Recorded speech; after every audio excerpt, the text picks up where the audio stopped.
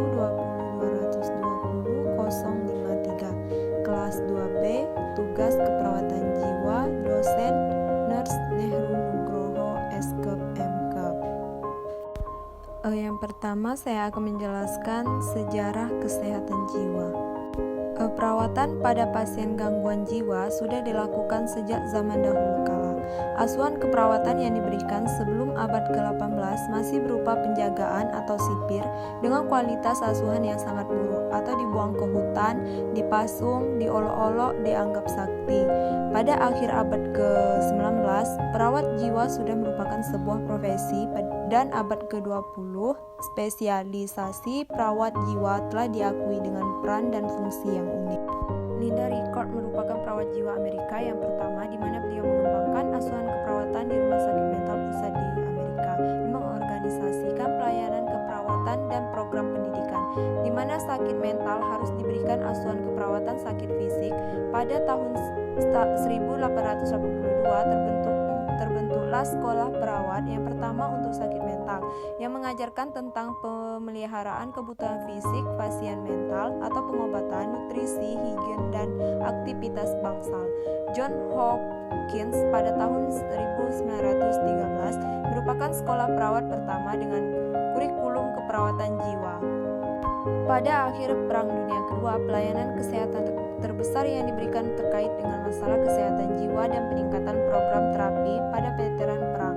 Terapi sikap pada tahun 1947 mulai diperkenalkan oleh Weiss, di mana perawat menggunakan sikap untuk perbaikan pasien dengan observasi, penerimaan, respek, pemahaman, pemerhatian, dan partisipasi pasien dalam realita.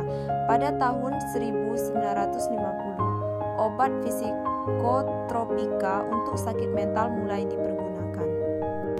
Mello dan Tudor mulai tahun 1950 memperkenalkan tentang terapi keperawatan, di mana hubungan perawat dan pasien skizofrenia merupakan dasar proses terapeutik. Pada tahun 1952, Peplau membuat kerangka kerja yang sistematik pada perawat jiwa, yaitu hubungan interpersonal dalam keperawatan yang mendeskripsikan kemampuan, aktivitas, dan peran perawat jiwa, di mana proses terapeutik signifan. Selanjutnya ada teori Peplau. Di sini ada biografinya. Konsep utama teori Peplau. Peplau pada tahun 1952 sampai 1988 mendefinisikan manusia sebagai organisme yang berusaha dengan caranya sendiri untuk mengurangi ketegangan yang dihasilkan oleh kebutuhan. Klien adalah seorang individu dengan kebutuhan yang dirasakan. Poin kedua, kesehatan didefinisikan sebagai simbol kata yang menyiratkan gerakan maju kepribadian dan proses manusia lainnya yang sedang berlangsung ke arah kreatif, konstruktif, produktif, personal, dan masyarakat hidup. Yang ketiga, Peplau mendefinisikan sebagai hubungan manusia antara individu yang sakit atau membutuhkan pelayanan kesehatan dengan perawat berpendidikan khusus untuk mengenali dan merespon perlu bantuan. Model teori Peplau. Model yang pertama, model Peplau telah terbukti sangat berguna bagi teori perawat kemudian dan dokter dalam mengembangkan intervensi keperawatan yang lebih canggih dan terapi. Yang kedua, 7 peran keperawatan Peplau menggambarkan peran karakter dinamis khas untuk perawat klinis. Yang pertama, peran asing, peran sumber, peran mengajar, peran konseling, peran pengganti, kepemimpinan aktif, dan yang terakhir, teknik peran ahli. Tahap-tahap pengembangan Peplau dari hubungan perawat dan klien. Yang pertama, model konsep dan teori keperawatan yang dijelaskan oleh Peplau menjelaskan tentang kemampuan dalam memahami diri sendiri dan orang lain yang menggunakan dasar hubungan antara manusia yang mencakup 4 komponen sentral, yaitu klien, perawat, masalah kecemasan yang terjadi akibat sakit atau sumber kesulitan, dan proses interpersonal. A. Manusia, B. Klien, C. Peran perawat, D. Sumber kesulitan, E. Proses interpersonal. Kedua, dalam ilmu komunikasi, proses interpersonal didefinisikan sebagai proses interaksi secara simultan dengan orang lain dan saling mempengaruhi satu dengan lainnya. Biasanya dengan tujuan untuk membina suatu hubungan Berkaitan dengan hal tersebut, maka proses interpersonal yang dimaksud antara perawat dan klien ini menggambarkan metode transformasi energi atau asientas klien oleh perawat yang terdiri dari 4 fase, yaitu fase orientasi, identifikasi, eksploitasi, dan resolusi.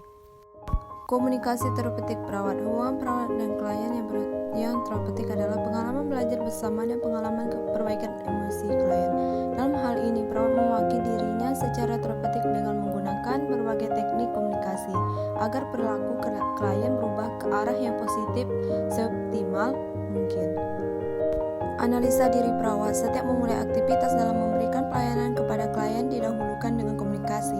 Komunikasi dilakukan untuk menjalin hubungan interpersonal perawat-klien agar proses keperawatan dapat dilakukan dengan lancar dan efektif. Dalam komunikasi terapeutik, hubungan yang dilakukan adalah dalam rangka menolong atau membantu mengatasi masalah klien dengan alat yang efektif digunakan adalah diri perawat.